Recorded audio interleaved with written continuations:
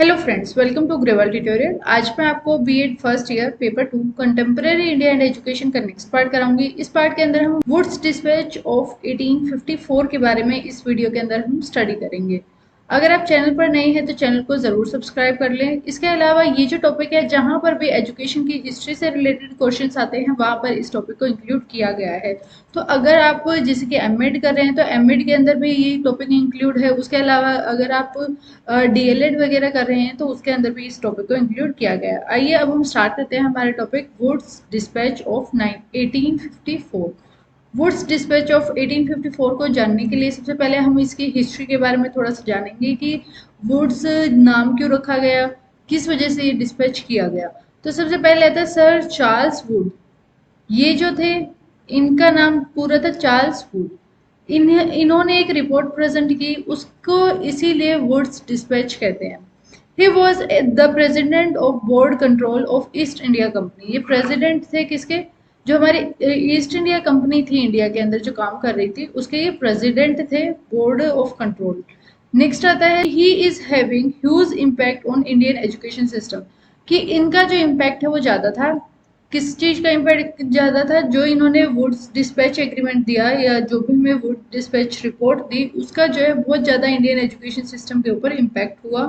In 1854 he send a dispatch to Lord Dalhousie, governor general of India. Lord Dalhousie जो थे general governor of India, उनको इन्होंने एक ये डिस्पैच दिया और इस डिस्पैच का नाम क्या था? Woods dispatch. वुड्स डिस्पैच, अब आपको पता चल गया होगा कि वुड्स डिस्पैच इसको क्यों बोल रहे हैं। East India company policies to change and renew charter after every 20 years. जैसे कि मैंने आपको मैकले मिनट्स के अंदर बताया था कि चार्टर के अंदर इंडिया को जो है एजुकेशन के लिए कुछ अमाउंट दी जा रही थी। जैसे कि स्टार्टिंग में जो है 1 लाख रुपए दिया गया, उसके बाद जो है 2 लाख रुपए उसको कर दिया गया। तो ऐसे ही क्या होता है, चार्टर जो है इनके हर 20 साल बाद जो है रिन्यू किए जाते हैं। चार्टर के अंदर क्या होता है कि जो भी रूल्स, प्रिंसिपल्स, पॉलिसीज वगैरह जो जो फॉलो करना है वो सब लिखा होता है। तो चार्टर जो है आफ्टर एवरी 20 ईयर्स रिन्यू किया जाता है, सो दैट इन 1853, तो 1853 के अंदर जो है एक पार्लियामेंट्री सर्वे किया गया इंडियन एजुकेशन सिस्टम के लिए और कंक्लूड किया गया कि यहाँ पर बहुत ज़्यादा एजुकेशन की ज़रूरत है। यानी कि कहाँ पर बहुत ज़्यादा एजुकेशन की ज़रूरत है? इंडिया के अंदर बहुत ज़्यादा एजुकेशन की ज़रूरत है। इसी वजह से जो है ये एक सर्वे किया गया। उस सर्वे से पता चला कि यहाँ पर एजुकेशन का स्तर जो है जैसा होना चाहिए उससे बहुत ज़्यादा कम है। Wood was the president and he sent a report to East India Company, and report was forwarded as a dispatch to Indian government on 19th July 1854, and this is known as Wood's dispatch of 1854। अब आपको एक normal सी language में अगर हम देखें, sir Charles would say, उन्होंने क्या किया? ये प्रेसिडेंट थे। इन्होंने क्या किया? एक रिपोर्ट प्रिपेयर की। रिपोर्ट प्रिपेयर करने के लिए क्या होता है कि चार्टर बनता है। चार्टर एक्ट जो है वो हर 20 साल बाद जो है रिन्यू किया जा रहा था। उसके अंदर कुछ पॉलिसी वगैरह ऐड की जा रही थी, कुछ रिमूव किए जा रहे थे, कुछ प्रिंसिपल्स ऐड किए जा रहे थे। तो जब ये 1853 आया तो उस टाइम पर क्या है, एजुकेशन को के ऊपर भी ज़्यादा फोकस किया गया। उसमें देखा गया कि एजुकेशन के बारे में सर्वे किया गया, लोगों से पूछा गया कि किस तरीके से एजुकेशन हमारा सिस्टम चल रहा है, ये क्या क्या उसके अंदर कमियां हैं, ये सारी चीज़ें नोट डाउन की गई। और उसके बाद जो है जो चार्ल्स थे उन्होंने अपनी एक रिपोर्ट जो है सबमिट की। उस रिपोर्ट को जो है ईस्ट इंडिया कंपनी को उन्होंने फॉरवर्ड किया था। उसके बाद उसी रिपोर्ट को जो है गवर्नमेंट ऑफ इंडिया जो है उनको दी गई। ये रिपोर्ट कब दी गई? 19 जुलाई 1854 को इस रिपोर्ट को दिया गया और इसी रिपोर्ट को जो है हम कहते हैं वुड्स डिस्पैच ऑफ 1854। आपको सिर्फ यही पता होना चाहिए कि वुड्स डिस्पैच है क्या चीज। अब इसकी एम क्या है, उसकी रिकमेंडेशन क्या क्या थी, यानी कि उन्होंने क्या क्या रिकमेंडेशन दिया कि किस तरीके से हमारा एजुकेशन सिस्टम इम्प्रूव होगा या करना चाहिए। तो ये सारी चीजें इसके अंदर अब बात की गई। सबसे पहले आता है the acceptance of educational responsibility. Wood's का कहना था कि अंग्रेज अगर इंडिया के अंदर शासन कर रहे हैं, यानी कि ब्रिटिश अगर इंडिया के अंदर काम कर रही है, तो ये उन्हीं की ड्यूटी है। अगर उन्हीं की गवर्नमेंट है तो ये उन्हीं की ड्यूटी बनती है, रिस्पॉन्सिबिलिटी बनती है कि हर इंसान को एजुकेशन दी जाए। यानी कि जो जो जैसे कि हमने मैकले मिनट्स में पढ़ा था कि बस रिचर को ही एजुकेशन दी जा रही थी, तो इनका कहना था कि गवर्नमेंट की रिस्पॉन्सिबिलिटी है कि वो क्या करे, ब्रिटिश गवर्नमेंट की रिस्पॉन्सिबिलिटी है कि एजुकेशन प्रोवाइड की जाए इंडिया के लोगों को। Wood was the first employee who thought that it was the British government responsibility, ये इनकी जिम्मेदारी है, to provide education of the people of India, यानी कि जो इंडिया के लोग हैं उनको एजुकेशन प्रोवाइड कराएं। नेक्स्ट आता है एम ऑफ एजुकेशन। अब जो है उन्होंने एम भी बताया कि अगर आप एजुकेशन दे रहे हैं तो उसका एम क्या होगा। The aim of providing education to Indians, अगर आप इंडियन को एजुकेशन देंगे तो उससे क्या होगा, आपको एक suitable and supporter for the British government आपको वो मिल पाएंगे। मतलब क्या हुआ कि जिसकी हमें ज़रूरत थी, ब्रिटिशर्स ने इंडिया के अंदर एजुकेशन को क्यों इम्प्रूव करना चाहा था, क्यों चाहते थे कि एडमिनिस्ट्रेशन के अंदर जो है पढ़े लिखे लोग चाहिए हमें। जो मैकले थे उन्होंने कहा था कि इंडियंस जो होंगे वो कलर से तो इंडियन ही रहें, लेकिन टेस्ट में उनका ओपिनियन में वो क्या है, इंग्लिश की तरह बिहेव करें, यानी कि ब्रिटिशर बन के रहें वो। They want to increase intellectual and moral character of Indians, और वो चाहते थे कि लोगों का इंटेलिजेंस लेवल और मॉरल कैरेक्टर्स वगैरह जो है वो इंक्रीज हों। तो ये सेकंड एम था, मतलब कि फर्स्ट हमारा क्या था कि एक्सेप्टेंस ऑफ एजुकेशन रिस्पॉन्सिबिलिटी, यानी कि ब्रिटिश गवर्नमेंट की रिस्पॉन्सिबिलिटी है। एम ऑफ एजुकेशन के बारे में इन्होंने कहा कि हमें जो है एक सुटेबल और सपोर्टर जो है मिलेंगे ब्रिटिश के लिए, यानी कि जो ब्रिटिश गवर्नमेंट है उसके लिए। उसके अलावा नेक्स्ट जो इनकी रिकमेंडेशन थी वो ये थी importance of oriental language. Oriental language और ऑक्सीडेंटल लैंग्वेज के बारे में हमने स्टडी किया था लास्ट वीडियो में। ओरिएंटल लैंग्वेज कौन सी थी, यानी कि संस्कृत, उर्दू, अरेबिक और पर्शियन लैंग्वेज, ये चार लैंग्वेज थी जो कि इन्होंने क्या है ओरिएंटल लैंग्वेज है। ऑक्सीडेंटल कौन सी है, यानी कि इंग्लिश लैंग्वेज है। तो इन्होंने एम्फेसाइज किया the use of Indian language to make them learn about western knowledge.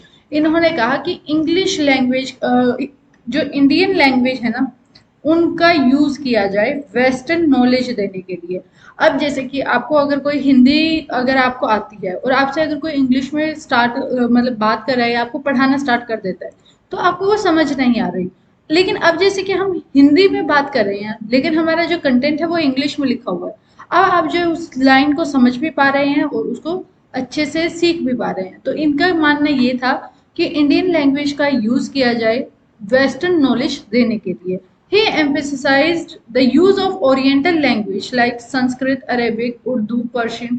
इनका मेन एम्फेसाइज यही था कि इन लैंग्वेजेस को यूज किया जाए जब भी आप मीडियम ऑफ इंस्ट्रक्शन वगैरह जिसमें भी आप दे रहे हैं, इंग्लिश की जगह पर आप इन लैंग्वेजेस का यूज करें। नेक्स्ट आता है मीडियम ऑफ इंस्ट्रक्शन। अब मीडियम ऑफ इंस्ट्रक्शन के बारे में ये बात कर रहे हैं, use of medium of instruction for higher education. English को जो है यूज किया जाए, कौन सी लैंग्वेज को, इंग्लिश को यूज किया जाए as a medium of instruction for higher education. लेकिन जो छोटे बच्चे हैं उसके लिए कौन सी लैंग्वेज हो, उनकी मदर टंग लैंग्वेज का यूज किया जाए, हिंदी, संस्कृत, उर्दू या फिर अरेबिक या पर्शियन, इन लैंग्वेजेस का यूज किया जाए।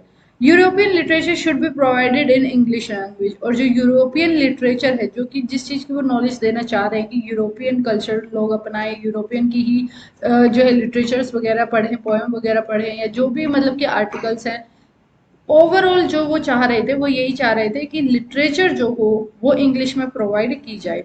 इंस्ट्रक्शन जो है कौन सी स्टडी कौन से लेवल का, हायर एजुकेशन का जो है इंस्ट्रक्शन कैसा होना चाहिए, इंग्लिश लैंग्वेज में होना चाहिए और सबका कैसा हो जो ये मदर टंग लैंग्वेज है। नेक्स्ट आता है डिपार्टमेंट ऑफ पब्लिक इंस्ट्रक्शन। अब पब्लिक इंस्ट्रक्शन के अंदर ये क्या बोल रहे हैं, he suggest that the department of public instruction should be set up, highest official should be designated as a director of public instruction. यानी कि देखिए पहले जो डिपार्टमेंट वगैरह नहीं होते थे, इन्होंने क्या है एक तरीके से बताया कि डिपार्टमेंट्स होना यूनिवर्सिटी वगैरह के अंदर या कहीं पर भी पब्लिक के लिए भी बेनिफिशियल है, और साथ के साथ जो है इंस्ट्रक्शन दी जाएगी पब्लिक को, जो भी इंस्ट्रक्शन देनी है या कुछ भी काम कराना है तो उसके लिए ऑफिशियल्स जो हैं सेट होने चाहिए, यानी कि ऑफिसर्स वगैरह की पोस्ट निकालो, उनको बनाओ और वो आगे हैंडल करेंगे। डिपार्टमेंट्स बनाओ यूनिवर्सिटीज में अलग अलग। तो इनका ये मानना था। नेक्स्ट आता है इनकी नेक्स्ट रिकमेंडेशन है establishment of educational department. Education departments को एस्टेब्लिश किया जाए, हर उसके अंदर क्या है एक एक अलग अलग डिपार्टमेंट हो। जैसे कि आपको अब आप यूनिवर्सिटी वगैरह में जाते हैं तो आपको पता होगा कि यूनिवर्सिटी में फाइनेंस का डिपार्टमेंट अलग है, एडमिनिस्ट्रेटिव ब्लॉक के अंदर अलग अलग छोटे छोटे डिपार्टमेंट्स को डिवाइड किया गया है। तो वो किस लिए किया गया है, ताकि जो है लोगों को जल्दी से जल्दी उनकी जो भी उनकी प्रॉब्लम है वो डायरेक्ट उसी के पास अप्रोच करें। पहले क्या होता था, डिपार्टमेंट्स नहीं थे तो सारे लोग क्या है एक ही जगह पर इकट्ठे होते थे तो प्रॉब्लम सॉल्व नहीं हो पाती थी। तो इनका मानना ये था कि अगर आप डिपार्टमेंट्स अलग अलग बनाएंगे तो उससे जो है हम अच्छे से कंट्रोल कर पाएंगे हर सिचुएशन को। द रिस्पॉन्सिबिलिटी अब क्या रहेगी डिपार्टमेंट की, इज टू इंस्पेक्ट स्कूल्स। अब स्कूल के अंदर इंस्पेक्शन होना बहुत ज़्यादा ज़रूरी है, कॉलेजेस के अंदर इंस्पेक्शन होना बहुत ज़्यादा ज़रूरी है अगर प्रॉपर आपको वर्किंग देखना है कॉलेज का कि वो किस तरीके से एजुकेशन दे रहे हैं। And guide the teacher in other field, और उनका दूसरा काम क्या होगा डिपार्टमेंट्स का कि वो बच्चों जो टीचर्स हैं उनको गाइडेंस प्रोवाइड करें, इनके उनको गाइड दे कि किस तरीके से आप आगे पढ़ा सकते हैं, क्या क्या आपको रूल्स वगैरह फॉलो करने होंगे। नेक्स्ट आता है हमारा एस्टेब्लिशमेंट ऑफ यूनिवर्सिटीज। अलग अलग यूनिवर्सिटीज बनाई गई, इनका मानना था कि इंडिया के अंदर यूनिवर्सिटीज की कमी है तो जो है यूनिवर्सिटीज बनाई जाए, और इन्होंने कहा था कि मद्रास, कलकत्ता और बॉम्बे इन तीन जगह पर जो है यूनिवर्सिटी बनाई जाए। और ये जो है इनकी रिकमेंडेशन कब की थी, 1854 की इनकी रिकमेंडेशन थी, और उसके बाद 1857 तक कौन कौन सी यूनिवर्सिटी हमारी रेडी हो गई थी, मद्रास, कलकत्ता एंड बॉम्बे। ये तीनों यूनिवर्सिटी जो है बनकर तैयार हो गई थी, 1854 में कहा गया था और 1857 तक इन यूनिवर्सिटीज को डेवलप कर दिया गया था। नेक्स्ट आता है establishment of grade school. Grade schools के को भी एस्टेब्लिश किया जाए, यानी कि एक प्रॉपर स्ट्रक्चर फॉलो किया जाए। स्कूल जो हम एजुकेशन प्रोवाइड कर रहे हैं उसके लिए एक प्रॉपर स्ट्रक्चर होना चाहिए। जैसे कि हमारे जो है यूनिवर्सिटीज़ हैं, सबसे बड़े यूनिवर्सिटी, फिर कॉलेजेस आते हैं, फिर हाई स्कूल, फिर मिडिल स्कूल, फिर प्राइमरी स्कूल। यानी कि इनका मानना था कि एक ग्रेड सिस्टम को फॉलो किया जाए, यानी कि सबसे ऊपर हमारी यूनिवर्सिटी रहें, फिर हमारे कॉलेजेस आए, फिर हमारा हायर स्कूल आए, हाई स्कूल, फिर उसके बाद जो है मिडिल स्कूल, और लास्ट में जो है हमारे प्राइमरी स्कूल। तो इन्होंने कहा कि ग्रेड स्कूल सिस्टम को भी एस्टेब्लिश किया जाए। नेक्स्ट आता है एक्सपेंशन ऑफ मास एजुकेशन। ज़्यादा लोगों को एजुकेशन प्रोवाइड करने को हम मास एजुकेशन कहते हैं। जैसे कि मैकले मिनट्स के अंदर इस चीज़ को अवॉइड कर दिया गया था, ये हमारा एक डिमेरिट्स था वहाँ पे। तो इन्होंने कहा कि मास एजुकेशन बहुत ज़रूरी है, that knowledge should be given to mass public because education was limited to rich only। हमने जैसे कि लास्ट वीडियो के अंदर देखा था कि मैकले मिनट्स के अंदर ये बताया गया था कि एजुकेशन प्रोवाइड किसको की जा रही है, ओनली रिच पीपल्स को। तो इस चीज को बहुत मतलब मास एजुकेशन को उन्होंने अवॉइड कर दिया था। तो इनका कहना था, वुड्स का कहना था कि मास एजुकेशन प्रोवाइड की जानी चाहिए। नेक्स्ट आता है ग्रैंड एड्स, यानी कि they also recommend to grant aid to institution and to teachers for improvement. अब इनका कहना था कि आप टीचर्स को या इंस्टीट्यूशन को क्या दो, पैसे दो, जिससे वो डेवलप कर पाए, अच्छी अच्छी क्वालिटी वो बच्चों को प्रोवाइड कर पाए, जैसे कि लाइब्रेरी वगैरह वो डेवलप कर पाए, और जो भी फैसिलिटी की रिक्वायरमेंट है वो उसको डेवलप कर पाए। नेक्स्ट हमारा आता है ट्रेनिंग ऑफ द टीचर्स। इनका ये भी मानना था कि अगर आप टीचर्स को ट्रेनिंग नहीं देंगे तो वो प्रॉपरली टीच नहीं कर पाएंगे, क्योंकि एक तरीके से अगर आप देखें जो हम 2014 में या 10 में पढ़कर आए हैं, अगर अब हमें कहा जाए कि आप उस चीज़ को पढ़ाओ तो आप जो है उसको नहीं पढ़ा पाएंगे। रीज़न उसका क्या है कि एक तो बहुत ज़्यादा टाइम गैप आ जाता है उसके बीच में। सेकंड चीज़ ये होती है कि आज का टाइम और जो 10 साल या 15 साल पुराना टाइम था उसके अंदर बहुत ज़्यादा डिफरेंस है। तो इस वजह से ट्रेनिंग जो है टीचर्स को दी जानी चाहिए स्कूल्स के अंदर, ताकि वो जो है अच्छी तरीके से काम कर पाए। नेक्स्ट आता है हमारा एजुकेशन फॉर वुमेन। इन्होंने वुमेन की एजुकेशन के ऊपर भी बात की कि वुमेन का एजुकेशन प्रोवाइड की जाए। एजुकेशन फॉर एम्प्लॉयमेंट, अगर आप एजुकेटेड हैं तो आपको एम्प्लॉयमेंट मिलेगी। जो इंसान अनपढ़ है, इलिटरेट है, वो एजुकेशन अगर वो नहीं ले रहा है तो उसको जॉब भी नहीं मिलेगी। तो इनका कहना था कि एजुकेशन जो है बच्चों को दी जाए ताकि वो एम्प्लॉयमेंट ले पाए अच्छे से। While selecting the candidate for government services their academic qualifications should be considered well.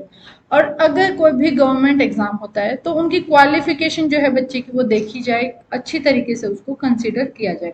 तो ये इनकी कुछ 13 रिकमेंडेशन थी। इसके अलावा और भी रिकमेंडेशन दी थी, लेकिन ये जो हमारी मेन जितनी भी रिकमेंडेशन थी वो मैंने आपको बताई है। वुड्स डिस्पैच ऑफ 1854 हमारा ये टॉपिक कंप्लीट होता है। अगर आपको कोई भी डाउट है इस टॉपिक के रिगार्डिंग तो आप कमेंट में पूछ सकते हैं। अगर आपको कोई और टॉपिक से रिलेटेड डाउट है या फिर आपको किसी और टॉपिक के अंदर डाउट आ रहा है और आप चाहते हैं उसकी वीडियो आपको प्रोवाइड की जाए तो वो भी आप कमेंट में बता सकते हैं। आपको ये वीडियो कैसी लगी मुझे कमेंट में ज़रूर बताएं। अपने फ्रेंड्स के साथ ज़्यादा से ज़्यादा शेयर करें एंड थैंक्स फॉर वॉचिंग।